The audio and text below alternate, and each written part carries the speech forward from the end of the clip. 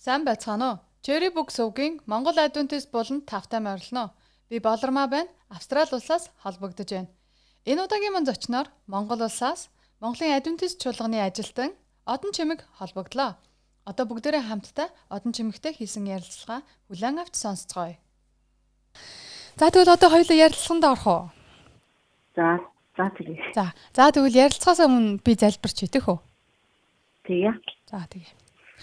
Тэнгэрт байгаа бидний хайртай эцэг минь ээ, таны гайхамшигтай нэрэн дор би одоо бас энэ Одон Чимэгтэй холбогдоод байна. Тэгээд биднийг хамтдаа таныг алдаршуулах энэ цаг мөчийг ивэж өгөөрэй. Ариун сүнсээрээ биднийг ус удирдаар бидний ам болон зүрх сэтгэл бидний оюун ухаантай хамт байж та бас бусад хүмүүст энэ дэлхийн энэ монголчуудад бусад хүмүүст бас ивэл болгоорой. Бидний гэрчлэл таныг алдаршуулж таныг магтах болтугай хэмээн Есүсийн ариун нэрээр талархан залбирлаа.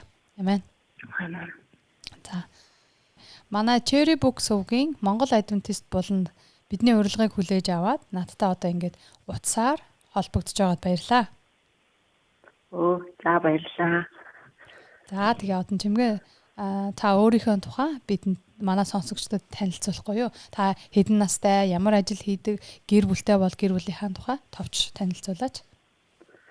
За намайг Одон Чимэг гэдэг. Би одоо 30 настай. Одоогийн байдлаар Монголын Adventist чуулганд цэвэрлэгийн үйлчлэлийн тал дээр ажил хийж байгаа. За. Тэгээд 3 хүүхэдтэй нөхрийн хамт амьдардаг. Ингээд ам бол тавлаа. Сайхан залуу гэр бүл байна. За Одон Чимгээ тэгээд анх яаж итгэж болсон бай? Тэр талаараа бид нартай бас хуваалцаач. За анх манай хамгийн том ихч Ган Чимэг гэдэг ч маань болохоор бүтээсний сүмд явдаг байсан. Тэгэхэд би бол нэлээд жоохон бараг 5, 6, 7 настай байсан баха. Тэгээд манай ихч өөрөө бүтээсний сүмд явдаг байж намайг тэр сүмд оруулчихсан. Тэгээд тэр сүмд нь явж байгаад хэсэг хугацаанд болоод байж итэл манай талбай хавцаа сүм нэглээ гэж сонсоод тэгээд очиж исэн. Тэгээд намайг анх очиж яхад Долгормаа ихч мэснэрээр ирсэн байсан. Тэгэл сүмийн үйл ажиллагаа аягүй сайхан санагдал, хүүхдийн хичээл аягүй сонирхолтой санагдал. Тэгэл анх сүмд орж исэн да. За. За тэгвэл тухайн үед чи бол бас бага залуу байсан мэн те, жоохон байсан мэн те. Тэг ер нь жоохондоо л сүмд орж исэн. За тэгээд итгэгч байх одоо итгэлийн амьдралаар амьдрах хугацаанд одоо бурхны ивэл одоо чиний амьдралд гарсан бурхны ивэл өөрчлөлтийн тухай чи бас бид нартай хуваалцаач гэж хүсэж байна. Тэг. Ер нь нэг анх сүмд орж байхад бол би барыг нэг юмны учрыг мэдэхгүй те. Тухайн үед сүмийнхаа хүүхдийн хичээлд татагдсан олон хүүхдүүдийн дунд орно гэж тийм хөө зүйлдэл анх татагдаж орж исэн. Тэгээд явцын дунд жил ирсэн би ч өөрөө том болно. Тэгэхээр нөгөө багасаагаар ойлгож эхэлсэн. Яг ямар учиртай байсан юм бэ гэдгийг мэдэж эхэлсэн. Тэгээд ер нь гэхдээ бас зарим нэг зүйлийг андуурах ч юм уу, зарим нэг зүйлийг гайхах үеч бас яг сүмд явдаг байхад тохиолдож эхэлсэн л да. Надад энэ хичээл нь яг юу гэсэн үг юм бол, яг ямар учиртай юм бол гэж сонирхох зөндөө олон асуулт надад гарч ирж ирсэн. Ер нь жил ирэх тусам. Тэхийн хажуугаар бол бас надад ч гэсэн миний зан авшинд юмыг үзэх үзэл бодолд маань ч гэсэн өөрчлөлт айгүйх гарч ирсэн л дээ. Ер нь бол сүмд явхаас өмнө бол одоо бусдад харилцаа маань одоо бусдыг харах үзэл бодол маань гэл айгүй тийм нэг жоохон юу байсан шиг надад бол тийм жижигхэн юм хайрцагын дотор тэгэл ямар нэг асуудлаар айгүй өнгөцгөн ингээл ханддаг. Тэгэл ямар нэг асуудал бишэл ингээл аймаа амархан стресс нервтэн сэтгэл санаагаар унана гэл сүмд явж эхэлснээс хойш бол энэ бүх асуудал дээр би өөрөө ингээд нэг хандлага маань бүр шал өөр болж байгаа. Би санаа зовлт гэдэг зүйлийнхаа утга учирыг ингээд олоод ирэхлээрээ юмд санаа зовох байдал маань хүртэл айгүй багасаа. Ер нь ингээд сүмд явснаас хойш бол гасан өөрчлөлт гэх юм бол миний нөгөө амьдралд ингэж хандлага маань бүр шал өөр болж эхэлсэн. Зүйтэй. Тийм. За тэгвэл одоо ингээд итгэгч одоо сүмд явж байгаа хугацаанд тохиолдож исэн ямар нэгэн хөвгчлөлтэй зүйл бас байгаа юу? Одоо би чи дөрөв нь хэлсэн шүү дээ нөгөө. Тий, одоо ингээд сүмд явж байгаа сүмийн хүмүүстэй нөхөрлөж байгаа үед чи дөрөв хэлсэн шүү дээ. Заримдаа би ингээд бас тэр Библийг одоо тэр болж байгаа үйл явдлыг ойлгохгүй үе бас байдаг. Заримдаа илүү ихийг таньж мэдхийг бас хүсдэг гэдэг. Яг энэ үед ямар нэгэн хөвгчлөлтэй тийм үйл явдлууд тохиолдож ирсэн үү? Хөвгчлөлтэй түүхээ. За тэрийг бодох. Хөвгчлөлтэй түүх бол ер нь нэлээх болж исэн. Тийа.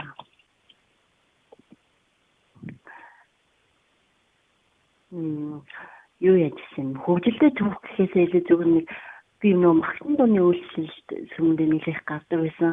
За. Тэгээд дуулах сонирхолтой байсан учраас тэгэл нөгөө магтан дуудуулж байгаа хүмүүстэй хамт урд гарч дуулдаг. Тэгэхээр нөгөө зарим дууг нь мэдэхгүй эсвэл зарим дуунд нь миний хоол хөрөхгүй ч юм уу тийхэл тэр үедээ болохоор нөгөө хөгжмнөөсөө бүр ингээд шал микрофон байж дуулсан хэрнээ хөгжмнөөсөө бүр шал өөр өнгөөр дуугаад тэгэл тэрнээсээ ичээд нүүр улаагаар тийм л зүйлсэд нэлээд тохиолддог. Тийм бас инээдэмтэй үйл явдал. Би надад нэг юм зүйл санаанд ороод байна. Миний хөгжилтэй үйл явдал гэхээр нөгөө нэг би ингээд хөгжим тоглож чаддаггүй байсан байхгүй. Бас нэг хөгжим талдаа нэг авьяас байхгүй. Ерөөсө тэр тал дээр ерөөсө ямар ч тийм хөгжим тоглож чадахгүй, дуудуулж чадахгүй. Тэгээд бас нэг булган руу сүмийн ахлагчаар томилогдоод явж ирсэн. Мишнэр баярт нүдэд өгье гэж. Тэгээ оцсон ч надад нөгөө яалтчгүй гитар сурах хэрэг болоод тэгээд ингээл айгүй хичээгэл ингээл дарж байгаа л яг урд гараалын магтан дуу дарж байгаа бас яг алдаа гаргацсан. Тэгээ алдаа гаргачаараа би энийг зогсчдаг айгүй муудал. Өөрийг шалаад энийг хэлээ гаргаа зогсчдаг. Тэгээ нөгөө хүмүүс маань яг ингээл сайхан бурхныг магтаал ээж идэл би өөдөөсөн те. Нэг тоглоо шоглоо хийж байгаа шиг ингээл яана гэл ингээл ярваагаал хэлээ гаргаа зогсчдаг. Нэг тийм үе бас байсан. Тэгээ яванда тэгтээ яг нөгөө нэг хідээж мэдээж бурхныг одоо ингээд яаж байгаа биш те. Одоо өгөөсгөж байгаа ч юм уу эсвэл хүндлэхгүй хандж байгаа зүйл биш. Нөгөө баг задаа байсан болохоор заримдаа бас тийм нэг бодлогогүй үйлдэл гаргацдаг үе бас байсан. Би өөрөө бас нөгөө инээд муутай болохоор тэгэл эйгүү дуурчлаарэ магтан дундуур тэр хийгээд инээддэг. Тэгэл нөгөө миний хажууд зогсоод дуулж байгаа хүмүүс намаа ингээд нудраал. Тэгээд нөгөө тий болооч гээл дуурал. Би нөгөө ерөөсөө инээдэ байж чаддаггүй байхгүй юу? Ер нь нэг инээчлээрээ зогсож чадахгүй тэгээд бод нөгөө эйгүү дуус маань бодогдоол тэгэл инээгээл юм тэгэл одоо нэг танаа одоо тэр долгормаа гэдэг чинь тий маа би маа тэгээ тамира би үлзий гээд одоо тусгал сургуулийн менежер үлзий гээд байгаа. Би тэд нэг одоо сэлэнг рүү баярын мэдээний ажилд оролцохоор явдаг байхгүй юу. Тэгээд тэгэлээс нөгөө тэр чинь ингээд одоо сэлэнгийн аймгийн төвийн одоо тэр соёлын ордоноор ингээд зөндөө олон хүмүүс сууларсан тий. Тэгээл ингээл хүмүүс урд гараал ингээд сэлэнгийн сүмийн хүүхдүүд нь урд гараад магтандаа дуулаад бэлдээлсэн чи бид дөр ингээд наан харж зогсчихсан. Эднэр арай жоохон жолтаад байна. Бид хэд гарч дуудвал арай илүү дуулна даа гэл хоорондоо ярьсан байхгүй юу. Тэгэл нөгөө нэг баярын мэдээний ажлыг зохион байгуулж байгаа тэр сэлэнгийн ахлагчид нь хэлээл бид дөрөв гараад дуулчихъя. Бид дөрөв ер нь арай илүү дуулах юм байна. Нөгөө сүмийн хүүхдүүд нь болохоор бас 10 жилийн хүүхдүүд л байсан юм да тухайн үед. Тэгэл яг урд гараал зогссон чинь маа одоо танаа долгороо ахлагч чи инээчтэй. Тэгсэн чи дөрвөлээ хөхрөө зогссон. За тэр ерөөсөө нөгөө дуу дуулж чадахгүй дөрвөлээ бүр байдгаар ингээд энийг хөхрөө таг болоо зогссон. Тэгээ нөгөө зааланд байсан хүмүүс нь бүгдээрээ бас дагаж инээгээд нэг тийм нэг хөвчлөлтэй болж ирсэн. Тэгээс хүлдээ бүр нөгөө инээдэ барьчихдаггүй бууж ирсэн шнэ таазан. Тэгээ дараа нөгөө сүмийн хүүхдүүд нь ирснээр тэгээ ам асууж байгаа. Та нар яав нөгөө нэг мунд гараад дуулна гэсэн чинь чадахгүй л байгаа зү. Тэгээд тэгсэн чинь нэг хүн зургийн дарцаа. Содно мэмэ гэдэг манай сэлэнгийн нэг эмээ байсан. Тэр эмээ тухайн үед зургийн дарцсан бид нар мэдээгүй. Тэгээ бүр хизээ хойно үзүүлжсэн бид нарт нэг би ингээд доошоо хараад амаа дараа зогссон нэг зураг тамира гитар барьсан. Тэгээ сүйд асуухаар маа бас нэг дуулах гэж байгаа л нэг айгүй эвгүй өнгө гаргаад дуулцсан чинь Тамирагийн инээд нь хүрэл тэгэл бүгдээр инээд. Нэг тиймэрхүү юмнууд бас тохиолддог тий. тий ер нь аягүй нэлээд тийм аа. Одон чимгээ чиний Библийн дуртай дүр гэвэл чи ямар дүрийг хэлэх вэ? Одоо Библи дээрээс итгэгч хүмүүс чинь Библийг уншдаг тий. Библиэсээ үлгэр дуурайл авч явдаг тий. Тэгээд чиний хувьд Библийн дуртай дүр эсвэл хүндэлдэг дүр. Дуртай дүр. За миний дуртай дүр бол би Авраамийн нөгөө хүү Исаак нөгөө юу яддаг шүү дээ. Авраамыг ер нь нэлээд амар хүндэлдэг юм аа. Тэгээд нөгөө хүүгээ бурхан нөгөө Авраамын хүүгээ нөгөө дахил олгож өрг гэд явуулдаг шүү дээ. Тэгт нь ерөөсөө ямар ч хэрэгэлтэй байхгүй хүүгээ аваа явдаг. Тэр түүхэнд юу амар дуртай. Тэр бас айгүй мундаг түүхтэй. Тий. Бас айгүй агуу итгэл байгаа шүү дээ. Бид нар бол одоо би гэвэл өөрөө хүүхдээ одоо надад хэрэг тгийж тушаад тий хүүхдээ ингээд өргөл болгоод өргөө гэвэл би бол хэрэг Авраамын оронд байсан бол яах вэ гэж айгүйх боддог. Тэгээд ингээд энэ түүхээс эргээгээд өөрийнхөө итгэлийг айгүйх тийм миний итгэл яг хаана байгаа юм бэ? Яг хаана итгэлээр зогссон маа юм бэ гэж айгүйх асуух тийм асуултууд гарч ирдэг л дээ. Тийм бурхны үгийг хизэж зөрчөөргүй тийм агуу итгэлийг юу н Авраамаас олж хардсан шүү дээ. Тэгээ бас ер нь ингээ уншиж хахад зарим хаттын бас түүхүүдэд их дуртай. Тэр хатан байна. Тэгээд ер нь ингээл уншаал ер нь бараг бүхэл түүхэнд нь дуртай да ер нь. Яг юу биднэртэй тэр түүхээр дамжуулаад юу хэлж чинь те. Тохоо нөхцөл байдал те. Энэ түүхээс юу ойлгох уу гэл тэр нөө түүх талаас нь Библи уншлаа амар сонирхолтой. Одоо юу болох вэ? Одоо дараагийн бүлэгтээ юу өгөх бол гэж айгу тийм сонирхдаг. Тэгээд дараагаар нь энэ түүх юу нэг юу биднэрт зааж байгаа юм бэ гэж ингээл юм түүхэд уншаа айгу дуртай шүү дээ. Амен. Тэгээд бас яг Авраамын түүх дээр хэлэхэд бурхан мэдээж бидний өөр хүүхдийг одоо тэгж тагил олгож авахыг бол хүсэхгүй. Тэгээ тухайн үед бурхан зөвхөн Авраамын итгэлийг л шалгаж ирсэн тий. Тий. Бас тэр нэг гоё санаа. Харин тэгээд би бас тэгж боддог л байсан. Төгсгөлд нь бурхан тэгж хүний одоо ингээд муу муухайг нь үсхийг хүсдэг бурхан биш юм аа. Зөвхөн Авраамын итгэлийг л тухайн үед шалгаад тэгээд Авраам итгэлтэй байсан учраас бурхан бүр амлалт шүү дээ. Би чиний өрөөдмийг далайн илсний тоо ширхэг шиг тэнгэрийн оддыг тоолоод барахгүй шиг яг ийм их болгоно гэдэг. За тэгвэл чи өөрийнхөө Библийн аль дүртэй зүйрлэх вэ? Одоо би нэг ийм Библийн энэ дүртэй адилхан юм уу да гэд зүйрлэх дүр байвал за тэгвэл би яа нэг би одоо ер нь яг зөв нөгөө Паул ч болохоор анх Иесус гэхдээ ер нь Иесус тэгснэг амар хачдаг байсан тий амьдрал дээр өөрөө итгэснэг аягүй хачдаг сүмч болгоныг аягүй эсэргүүцдэг тийм хүн байжгаад өөрөө бурхны жуулчлагыг аваад амьдралаа бурхны гисэлсэн тийм итгэж болдсон шүү дээ. Ер нь ингээд ерөнхий утга нь бол тий түүхийнх нь би ер нь бас өөрийгөө жоохон Паултай адилхан боловч боддоо шүү дээ. Зөв хувь зан чанарын талаас нь би сүм багасаа орсон ч гэсэн нэг хэсэг бол сүмээсээ холдсон л доо гэр бүл зохиогоод тэгээд сүмээсээ холдохдоо юу гэж боддог байсан бэ гэхлээр заримдаа сүмийн ер нь тийм зүйл нь худлаа юм шүү гэл айгүй олон зүйлийг боддог лээсэн. Гэхдээ тэгэл нөө эргээд бурхан намайг тухайн үед яасан бэ гэхлээр сүмийн амьдрал тэгээд сүмийн итгэж биш хүний амьдрал хоёрын хооронд нь харьцуулах тийм хэсэг хугацаанд өгсөн юм шиг санагддгийг. Ингээд эргээд хахлаа.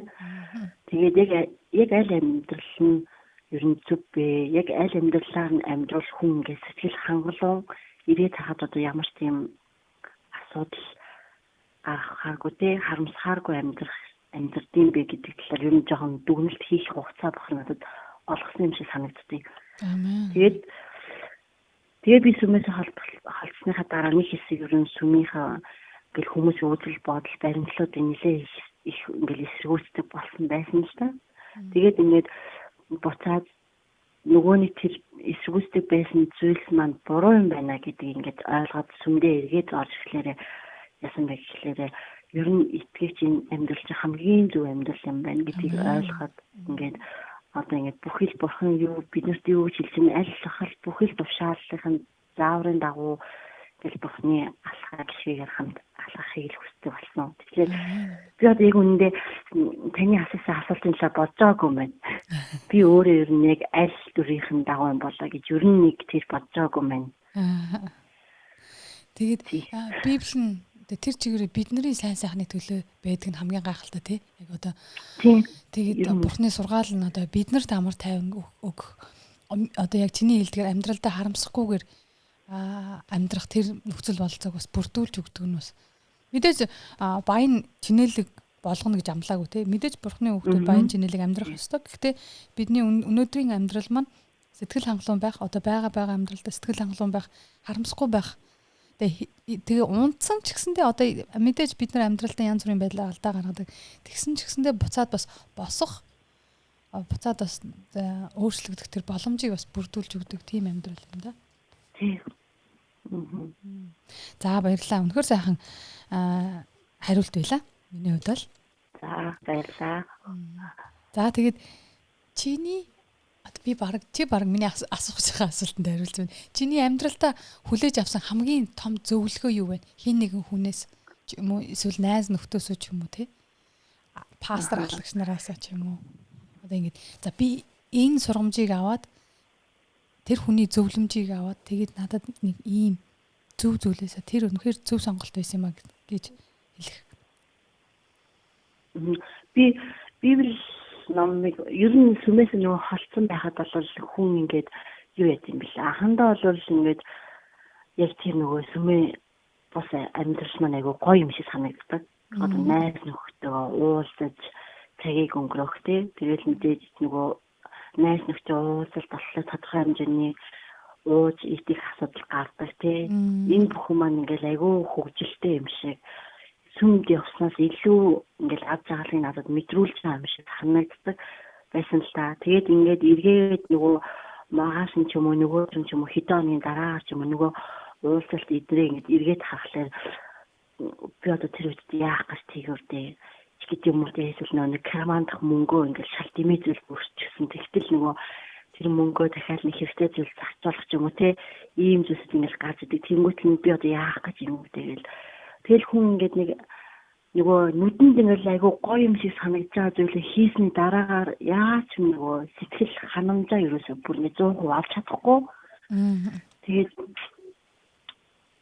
ингээд яагаад ч юм ер нь эргээд ингээд нөгөө сүмийнхаа амьдралыг итгэлийнхаа амьдралыг амар санд юм лээ. Тэгээд яаж сүмдээ хэрэгж авах вэ? Яах вэ гэж айгүйх бодож исэн. Тэгээд дотроо яалчгүй залбирч эхэлж байгаа юм л да буцаад бурхан минь ингээд та үнэхээр намайг орхиогүй болоод намайг та эргээд өөртөө дуудаж одоо сүмдээ ингээд явах боломжийг хинээ дамжуулч юм уу те надад та олгож өгөөч гэж айгүйх бодож исэн. Тэгээд нүүний сая налаа сүмд хизээлээ өнгөрсөн жилийн 101 солонгосчууд ирээд баярын мэдээ хийсэн байхгүй юу. Тэгтэл тэр үед болохоор яаж вэ? Намайг толгойч нь бүр жоохон байхад нэг солонгос эгчнэр ирээд баярын мэдээ явуулсан юм. Тэгэхэд тэр үед нэг эгч намайг ингээд амар халамжлал одоо ингээд би чиний солонгос ээж боллоо гэж тухайд хэлжсэн байхгүй юу? Би бүр жоохон байсан 8 настай. Тэгээд яваад өгсөн. Тэгээд намайг 8 наснаас хойш солонгос руу яваад тэгээд бид хоёроос огт холбоогүй байж байгаа. Тэгсэн сая налаа сүмд тэр их маань ирж байгаа байхгүй юу? Ирээд намайг хайлгсан гэхээ би өөрөөс мэдээгүй. Би тэгэхэд бол ирээд сүмдээ олол орж ирээгүй л байсан л та. Тэгсэн чинь намайг хайлгсан ба. Одоо би ингээд 2000 онд талгай сүмдэр очиод нэг жоохон охин байсан юм аа. Одоо бараг 30 нас хүрсэн баха. Тэр охинтой уулзмаар байна гэд намайг ингээд фэйсбүүкээр ингээд сүмийн ингээд хүмүүс ингээд хайсан байхгүй. Тэгээд тэр хүмүүс ингээд намайг зарим нь ингээд таньдаг байсан болохоор энэ их ч ингээд чамайг хайгаад байна гэд миний фэйсбүүк мессеж бичсэн. Тэгээд тэр ихтэй налаа сүмийн баярын мэдэн дээр очиад уулзахад тэр их чинь тэрвэрлт ингээд намайг ингээд бүр сансан стилийн тэрвэрлт нь ингээд яаж ч намайг ингээд эргээд сүмдээ орж ирэх нөө нэг босгон байх болсон тийм зүйл байсан байхгүй юу? Ямар тэгэхээр нөө хүний захиас эсвэл хүний тийм зөвлөмж гэхээсээ илүү тэр хүний надад үзүүлсэн нөгөө тийм гоё халамжийн тэмдэглэлт нь намайг аягүй босгож ирсэн. Ямар гоё юм тий. Тийм. Тэгээд Библи намайг бас уншиж хахад ер нь санаа сэрэмжтэй бай, сэргэг бай, энгийн амьдралтай хэрнээ өөрийнхөө гараар хөдөлмөрлөж амьдрахыг хичээ гэж аягүй олон тийм ер нь зөвлөмжүүд байдаг тийм. Тэр бүгдний хүртэл ингээл намайг босгож ирээл би ер нь ингээд дэмий суух хэрэггүй юм байна. Би өөрөө бурхан руу ойртох тийм шийдвэр өөрөө ихлэ гаргах хэрэгтэй юм байна. Би өөрөө бурхан дээр ирээ гэсэн зорилго гаргавал бурхан ингээд надтай үргэлж хамт байдаг юм байна гэж ойлгож авсан. Тэгээд нөгөө итгэж хүмүүс нэгэндээ ямар гоё халамжтай юм бэ тий. Ингээ хэдэн жил өнгөрсөн ч нэг ингээ мартдгүй юм байна. Бурхан ч нөгөө нэг гэр бүл гэдэг нь үнэн юм байна гэж. Тэгээд ер нь иргэд сүмдээ явъя гэсэн бүрэн шийдвэр гаргасан. Ямар гоё сайхан түүх вэ. Тий. За тэгвэл чиний хувьд одоо бусад хүмүүст одоо бид хоёрын яриаг сонсож байгаа хүмүүст өгөх ямар зөвлөмж байна? Тий, ер нь итгэлийнхаа амьдралаас ч юм уу, итгэлээрээ ч юм уу одоо ундаггүй итгэвч гэж бол байдаггүй хэл та. Яг бүгд л өдөр алган тодорхой шалтгаанаас олж одоо нөгөө итгэлээс унах зүйл сүмээс авахлах ч юм уу тийм зүйлс тохиолддог ба.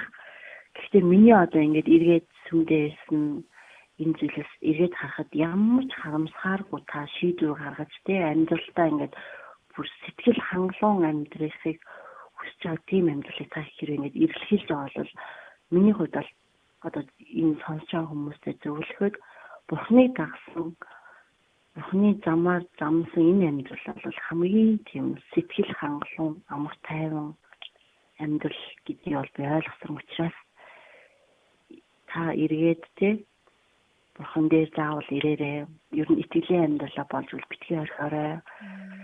Шантрах одоо сэтгэлээр унах зүйл тохиолдол итгэж хаханд өсрөө хандаж тэр хүмүүстэй хамт дэлбэрлэлийг ер нь хийж байгаарай л гэж зөвлөмөр байна да. Амен. За баярлалаа. Тэгээд итгэгч бус хүмүүс хандаад одоо бидний ярилцлагыг сонсож байгаа итгэгч бус хүмүүс хандвал чи юу гэж хэлэх вэ? Тий. Итгэж бус хүмүүстэй хандхад ер нь ингээд Христ итгэж хүмүүсийг хараад зарим хүмүүс бол гайхах илүү даах хийх ч юм уу тий. Зарим нь бол ингээд нөгөө хэлж чадахгүй хэрнээ ер нь Христ гэдэг нь үнэн юм болоо гэж дотор айгүй асуулттай явдаг шүү дээ. Тэгээд нөгөө гадагшаа илэрхийлвэл хүмүүс намайг шоолох болооч гэдэг юм уу тий. Миний найз намайг гэж шоолох болт юм бол ер нь нэг Бурхныг дагахлаар амьдрал нь нэг яаж өөрчлөгддөг юм бол гэж хүмүүс юм айгүй бол асуулттай явдаг байна. Тэгэхээр би хэрвээ одоо та Бурхныг одоо таньж мэдхийг хүсэж байгаа бол эсвэл итгэж хүмүүсийн амьдрал ямар байдгийг мэдхийг хүсэж байгаа бол та өөрийнхөө амьдралаар ер нь одоо тийм өөрийнхөө амьдралаараа та Бурхныг өөрийнхөө амьдралд оруулж ирснээрээ л ер нь мэдэрнэ. Амен. Бурхан гэдэг чи ийм юм байна. Тэ итгэж хүний амьдрал чи ийм байдаг юм байна гэдгийг амьдралдаа оруулж ирснээрээ л ер нь хүн өөрөө мэдрэх байх. Тэрнээс одоо яг мэдээж хин нэг гэрчлэлийг сонсоод тэ мэдээж ингээд за энэ хүний амьдрал ингэж өөрчлөгдсөн байна гэж бодол төрнө л дөө. Гэхдээ яг ингэж өөрөө бүр нэг мэдрэхийг хүсвэл одоо шийдвэр гаргаж тэ амьдралдаа оруулж үзснээр та яг Бурхан байдаг юм гэдгийг бол өөрөө туршаад үзээрэй л гэх юм те Бурханыг амьдралдаа оруулаад өөрийнхөө амьдралаар та туршиж үзээрэй л гэж би ер нь зөвлөмөр байна. За өстой сайхан зөвлөгөө байлаа. За тэгээд манай Жэрэбүк сувгийн Монгол айдын тест болонд миний урилгыг хүлээж аваад надтай ийм сайхан ярилцлага өгнөөсөн Одон Чимэг чамд дүүдээ баярлалаа. Тэгээд намайг бас өөр намайг бас өөрж оролцсон танд баярлалаа. Тэгээд таны явуулж байгаа энэ гайхалтай нэвтрүүлгээр дамжуулаад олон ер нь итгэж бос хүмүүсд маань Бурхны авалт нэгт болтугай гэж байна. За тэр бол Баатар шиг ээ. Тэгээд бас Одон Чимэг чиний гэр бүлд бас Бурхны хайр ивэл дүүрэн байх болтугай. Тэгээд явсан газар бүрээ бас Бурхныг алдаршуулж итгэгч хүмүүс ямар байдгийг үлгэр дуурайл болгож харуулж яваарай. Тэгээ бурхны Баярлалаа.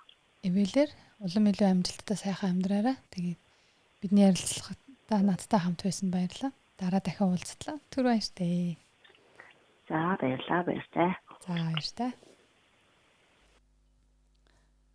Бидний ярилцлага таалагдсан гэдэгт итгэлтэй байна. Та бүхнийг subscribe дарж биднийг дэмжээрэй. Мөн subscribe дарсан хүмүүстээ баярлалаа. Илүү орлон ярилцлагуудыг сонсохыг хүсвэл энэ товчон дээр магтан дуу сонсохыг хүсвэл эдгээр товчлууд дээр дараарай. Дараа дахин уулзтлаа. Түр баяртай.